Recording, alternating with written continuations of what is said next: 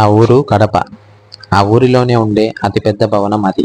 ఆ ఊరిలో సగం పొలాలు, ఆస్తులు, రైస్ మిల్లులు, ఇంకా హైదరాబాద్లో బినామీ పేరు మీద ఉన్న కొన్ని షాపింగ్ మాల్స్, హోటల్స్ అన్నీ ఆయనవే.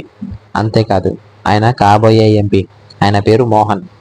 తెల్లవారితే ఉదయ్ 10 గంటలకు ఆయన ఒకగానొక కూతురు పెళ్ళి.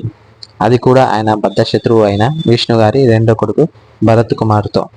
మోహన్ గారు రాజకీయంగా ఎదగటానికి ఈ పెళ్లి చేస్తుంటే కొన్ని కోట్ల ఆస్తి కట్నంగా వస్తుంది అని విష్ణు గారు పగని కాసేపు పక్కన పెట్టేశారు.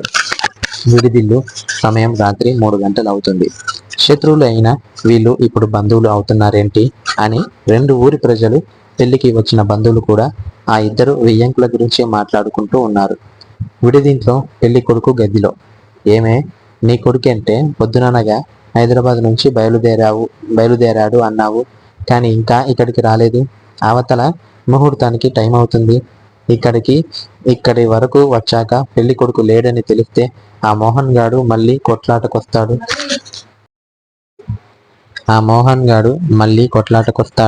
నిన్నటి వరకు వాడికి లీవ్లు దొరకక రాలేదు అని వాళ్ళని నమ్మిస్తూ వచ్చాము. రేపు పొద్దున్నే పెళ్లి గుర్తుందా వాడికి? నీ కొడుక్కి ఫోన్ చేసి ఎక్కడి వరకు వచ్చాడో కనుక్కో అని భార్య మీద అరుస్తున్నాడు విష్ణు. వాడి ఫోన్ కలవట్లేదు అండి అంటుంది అలివేలు భయంతో. ఈ పొద్దు ఈ పెళ్లి జరగకపోతే నిన్ను, నీ కొడుకుని నరుకుతాను చెప్తున్నా అని కోపంగా బయటికెళ్ళి తన మనుషులతో కొడుకు ఫ్రెండ్స్కి ఫోన్లు చేస్తుంటాడు విష్ణు. ఆయనకి కూడా పక్క ఊర్లో బాగానే ఆస్తులు ఉన్నాయి. ఆయన కూడా ఎంపీ పదవికి అర్హుడే. ఆయనకి కూడా బలగం బాగానే ఉంది. కానీ ఆ పదవి తనకే దక్కాలి అని మోహన్ పట్టుబట్టి ఏం కావాలి అన్నా ఇస్తాను అంటే అప్పుడే ఆయనకి ఒక ఐడియా వచ్చింది. మోహన్ కూతురుని కోడల్ని చేసుకుంటే ఒక్కతే కూతురు కావటంతో తర్వాత ఆస్తి మొత్తం తనకే దక్కుతుంది అనే దురాశతో నీ కూతురుని నా ఇంటి కోడల్ని చెయ్యి, అప్పుడు ఆ పదవి నీకే వచ్చేలా చేస్తాను అంటాడు విష్ణు.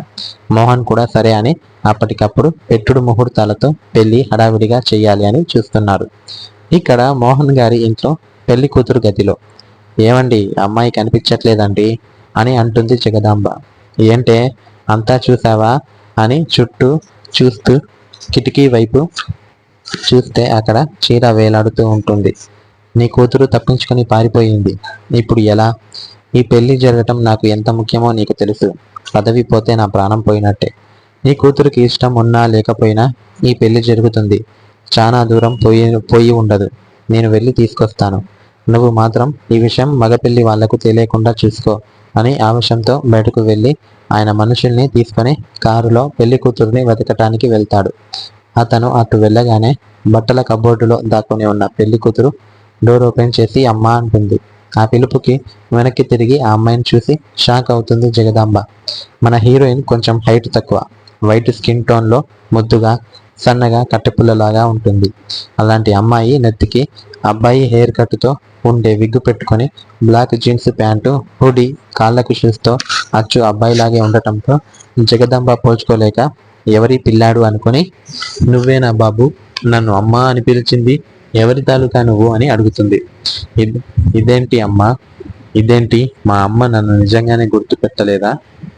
అంటే ఇలా నేను బయటకు వెళ్తే ఎవరు గుర్తుపట్టరు, ఏం చక్క హైదరాబాద్కి వెళ్ళిపోవచ్చు. అబ్బా ఒసేయ్ కావ్య, ఇంత మంచి